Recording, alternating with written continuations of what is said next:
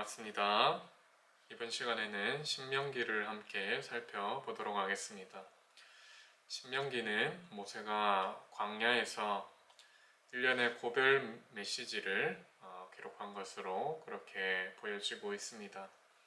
이것은 약속의 땅을 차지하게 된 40년간의 광야를 방황한 세대에게, 그 세대들을 통해서 태어나게 된 새로운 세대에게 한 말씀이 바로 신명기입니다.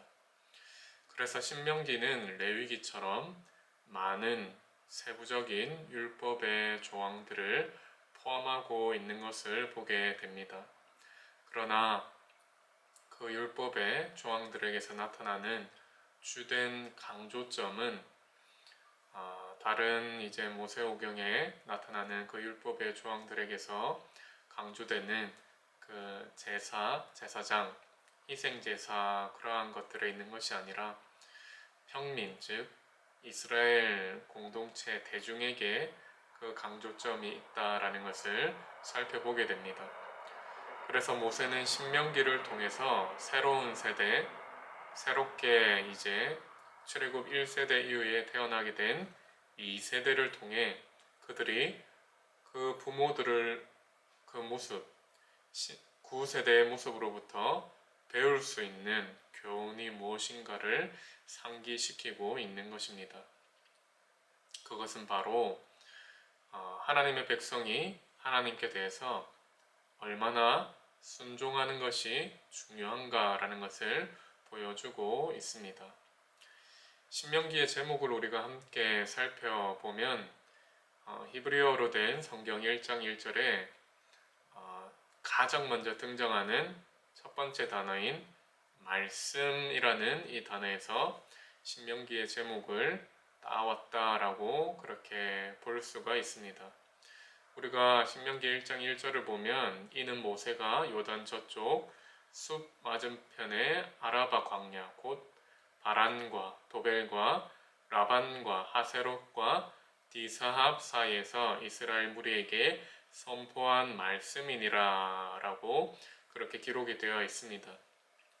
여기서 말씀이니라 라는 이 동사, 히브리어에서는 동사가 가장 먼저 등장하기 때문에 이 첫 번째 등장하는 동사인 말씀이니라에서 이 첫 번째 단어인 말씀, 여기에서 이 신명기의 이름이 그렇게 만들어졌다라는 것입니다. 새 세대에게 행했던 이 모세의 고별사, 이 모세의 말씀이 구전을 통해서 그리고 기록된 문서를 통해서 이 세대들에게 전해질 수가 있었습니다. 특별히 이 신명기는 모세 오경을 완성하는 책으로서 율법의 5회분의 5번째 책이다라고도 불립니다. 그리고 유대인들은 이 신명기를 미시나 하토라라고도 부르는데요. 이 말은 율법의 반복이라는 뜻입니다. 그래서 이 말이 70인역의 번역에서 라틴어로 번역되면서 두 번째 율법이라는 말로 번역되었습니다. 그리고 영어 성경의 제목도 이 라틴어 번역을 따라 차용해서 두 번째 율법이라는 그 의미를 나타내어 번역을 하고 있는 것을 보게 됩니다. 그러나 정확한 의미로서 우리가 볼 때에는 이 신명기가 두 번째로 새롭게 기록된 율법은 아니고 시내산에서 이미 주어졌던 원래의 그 율법을 새로운 세대에게 다시 적용시키고 다시 확장시킨 것으로 이해하는 것이 더 적절할 것입니다. 그래서 신명기는 율법의 반복 또는 회상의 책이라고도 불리는데 이것이 바로 신명기에 대해 매우 적절한 설명이다라고 할 수가 있겠습니다. 이 신명기의 저자에 관해서는 이 신명기에 모세의 죽음에 관한 기록과 같이 이 모세 이후에 기록된 것이 있다라고 추가된 부분이 있다라고 하는 주장하는 사람들이 항상 있었습니다. 그런데 유대교와 기독교 두 부류의 모든 전승은 이 모세가 신명기에 기본적인 내용을 기록했다라는 사실에 대해서 유대교와 기독교 모두가 동의하고 있습니다. 그리고 모세가 신명기를 기록했다라는 이 내용이 책 서두에도 명확하게 제시되어 있는 것을 보게 됩니다. 그것이 바로 이는 모세가 선포한 말씀이니라라는 문장을 통해서 확인하게 되는데, 이 문장은 그 다음에 이어지는 구절뿐만 아니라 이제 이 신명기 책 전체의 내용이 모세에 의해서 기록되었다라는 것을 함축해서 말해주고 있는 것입니다. 신명기 자체 내에서도 이 모세의 기록에 대한 주장을 40회 이상 찾을 수가 있습니다. 그리고 동시에 성경 전체를 통해서 모세가 이 책의 저자로 언급되고 있다라는 사실을 우리는 발견하게 됩니다. 신약 성경을 살펴보면요, 또한 예수님께서 사탄의 유혹을 물리치실 때 인용한 말씀이 바로 신명기 말씀입니다. 신명기를 하나님의 말씀으로 인용하시면서 그 하나님의 말씀을 통해 사탄의 유혹을 물리치신 예수님께서 이 신명기를 모세의 직접적인 저작으로 받아들이신 부분이 있다라는 것을 우리는 신약 성경 말씀을 통해서 확인하게 되는 것입니다. 또한 신약 성경에는 17권의 책에서 80회 이상의 이런 신명기에 대한 인용들이 이루어지고 있는 것을 보게 되는데요. 이 인용들을 통해서도 모두가 이 신명기에 모세가 기록했다는 것, 모세의 저작에 대해서 인정하고 있는 사실들을 우리가 확인할 수가 있습니다. 그리고 시대적으로 보더라도 이 신명기가 모세의 시대에 가장 적합해 보인다라는 것을 우리가 확인하게 됩니다. 이 신명기에서는 가나안을 목전에 두고 있는 그 이스라엘 백성들, 그리고 가나안을 목전에 두고 그 땅에 들어가기 그 직전의 상태에 외부에서 바라보는 그 전망이 유지되고 있는 모습을 보게 되며, 이 가나안의 종교는 미래에 있을 다가오게 될 협박으로 보여지고, 이 신명기에 모세가 하게 된 그 설교들을 경청하는 모든 그 경청자들, 회중들이 애굽과 광야 생활을 여전히 기억하고 있다라는 것을 가정하고 있는 것입니다. 그리고 이스라엘은 장막에서 살고 있는 것으로 묘사되고 있고, 분열 왕국에 대한 어떠한 묘사나 암시도 없는 것을 볼 때 이 신명기가 기록된 배경, 그리고 이 신명기를 읽는 그 청중의 배경들이 모세의 시대와 아주 적합하다라고 할 수가 있는 것입니다. 우리가 기록 연대와 배경을 살펴볼 때에 이 신명기도 레위기와 마찬가지로 시간적인 흐름을 따라서 진전되고 있지는 않다라는 것을 보게 됩니다. 왜냐하면 신명기는 이 여리고와 요단강 동쪽에 있는 모압 평지에서 일어난 일들만 기록하고 있기 때문에 그렇습니다. 우리가 신명기 1장 3절, 그리고 34장 8절, 그리고 여호수아 5장 6절에서 12절을 종합해 볼 때에 신명기는 약 한 달간의 일들을 다루고 있다라는 것을 보게 됩니다. 그래서 이 책은 40년간의 광야 생활의 끝, 그리고 그 끝을 기점으로 새로운 세대가 가나안 땅에 이제 막 들어가려고 하는 그 시점에 기록된 것으로 보여지고 있는 것입니다. 그 연도가 약 주전 1405년경으로 보여집니다.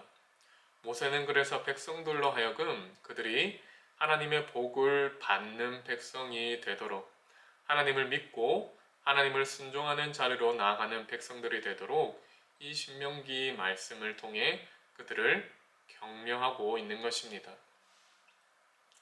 우리가 주제와 기록 목적을 함께 살펴보도록 하겠습니다.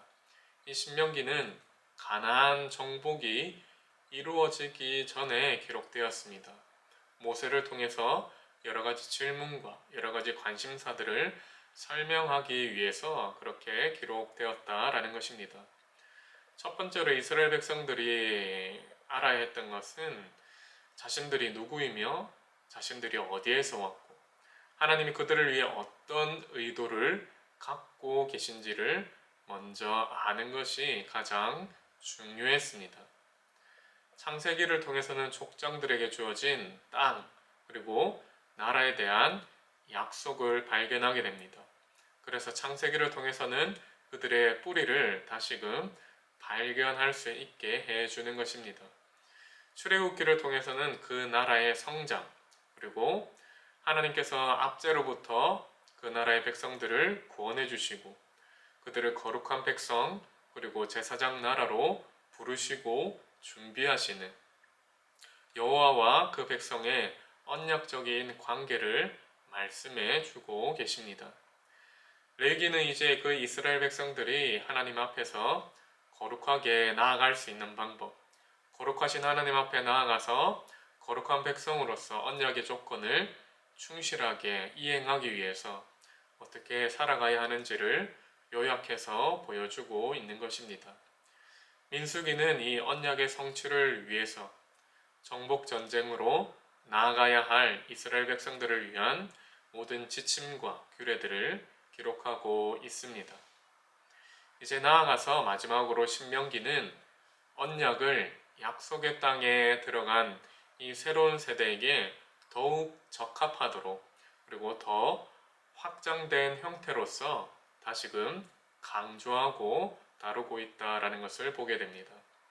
약속의 땅에 들어가 정복을 시작하게 될 새로운 세대에게 언약을 반복해서 말해주고 다시금 강조하며 다시 재확인시켜줄 필요가 있었다라는 것입니다. 이것은 고대 근동 국가에서도 자주 사용된 방법이었습니다. 언약 관계에 따르는 그러한 절차와 비슷했다라는 것이죠. 근동 국가들에서도 왕과 신하가 언약을 맺게 되면 그것이 시대가 흐르고 세대가 교체됨에 따라서 다시 그의 후계자와 신하들에 의해서 언약이 갱신되어야 할 필요가 있었다라는 것입니다. 그래서 지금 신명기의 이 모습 또한 언약을 갱신하는 새로운 세대에게 더욱 적합하도록 그 언약을 다시 한번 확인시켜주고 그 언약을 갱신하는 모습이라는 것을 보게 됩니다. 둘째로 기억해야 했던 그 사실은 모세가 지도자로서 그 사명을 감당할 위치가 마지막에 이르렀다라는 것입니다. 모세는 거의 숨을 거둘 때가 되었습니다. 그래서 하나님의 계시라고 모세가 이해하고 있던 그 모든 말씀과 그리고 진리들 그리고 전통들을 전체로 집대성에서 기록하는 일이 필요했던 것입니다. 이러한 점에서 특별히 신명기가 기록되어야 할 그 필요성이 요구되었는데 그것은 그날 이후로부터 이 언약 공동체를 위해서 그 언약 공동체가 하나님의 말씀에 보다 더 순종하며 나아갈 수 있도록 모든 규례와 법과 행동들을 집대성한 그 자료를 이 공동체에게 제공해 주어야 했던 것입니다. 모세가 여호수아에게 자신의 후계로서 자신의 뒤를 잇는 하나님과 백성을 잇는 중재자로서의 그 역할을 물려주는 일, 이 역할을 물려주는 일은 모세 자신이 이 기록한 언약서를 넘겨주어야 하는 일과도 같았다라는 것입니다. 그래서 이것은 모세가 레위 제사장들에게 율법책을 백성들에게 읽어주도록 명령하고 법궤와 함께 율법책을 가지고 약속의 땅으로 들어가야 한다라고 강하게 주장한 사실을 통해서 우리는 이 언약이 계승되어야 함을, 단순히 그 중재자의 역할로서의 위치만 계승되는 것이 아니라 모세와 여호수아를 통해서 이 언약이 계승되어야 함을 말하고 있다는 것을 보여주는 것입니다. 여호수아는 직접적인 계시에 의해서 이 언약의 중재자로서의 역할을 확인받습니다. 여호수아 1장 7절에서 우리가 확인하는 것처럼 모세가 내게 명한 율법을 다 지켜 행하고 좌로나 우로나 치우치지 말라라는 그 말씀을 분명히 여호수아는 듣게 됩니다. 그래서 여기서 말하는 모세가 명한 율법, 이 율법은 모세가 기록한 내용, 즉 특별히 신명기를 가리키고 있다라는 것을 보여주는 것입니다. 다시 말해서 언약 백성의 지도자는 언약의 전달을 전제로 하는 것입니다. 이것이 함께 수반되어야 했던 겁니다.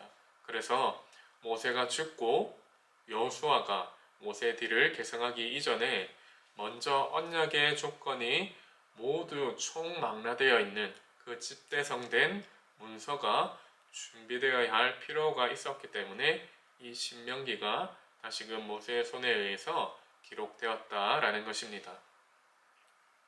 그래서 여러분, 우리가 신명기의 강조점을 살펴볼 때에 이 신명기는 제사장 나라로 선택을 받고 부름을 받아서 하나님의 종이 된 이스라엘 백성들에게 하나님의 구원 목적을 표현하는 전달 수단으로 사용되었다라는 것을 보게 됩니다. 타락한 인간을 구원하시려는 이 하나님의 구원 목적을 이루기 위한 그 중개자로서 누가 부름을 받았습니까? 이스라엘이 선택을 받고 부름을 받았습니다. 이 주제가 바로 신명기의 중심을 이루고 있는 중요한 핵심이라는 것입니다. 그래서 신명기는 고대 이스라엘 백성들에게 구체적으로 주어진 책이긴 하지만 현대 우리 사회에 지금 있는 교회에도 매우 적절한 진리를 담고 있다라고 할 수 있습니다. 신명기를 이루는 언약의 요소들이 모두 하나님의 성품을 표현합니다. 하나님이 자신의 성품에 근거해서 자신의 하실 일들을 말씀하시고 명령하셨습니다. 신명기는 그런 이스라엘 백성들을 억압과 혼란에서 구원하신 이스라엘의 하나님께서 그들과 영원한 언약을 맺으시고 그들과 함께 하시기로 선택하신 사실을 기초로 하고 있는 것입니다. 바로 그 하나님께서 당신의 아들 예수 그리스도 안에서 그리고 그분 안에서 이루신 인류를 위한 구원 사역을 통해 자신을 보여주시고 자신을 낮추셨습니다. 신명기의 기초가 되는 이 원리, 하나님의 은혜와 이 사랑은 하나님의 종 모세의 시대와 마찬가지로 지금도 실제적으로 적용되고 역사하는 그 원리라고 할 수가 있는 것입니다. 우리가 첫 번째 시간은 여기서 마치고요. 우리가 두 번째 시간에서는 이제 신명기의 내용들을 함께 살펴보도록 하겠습니다. 감사합니다.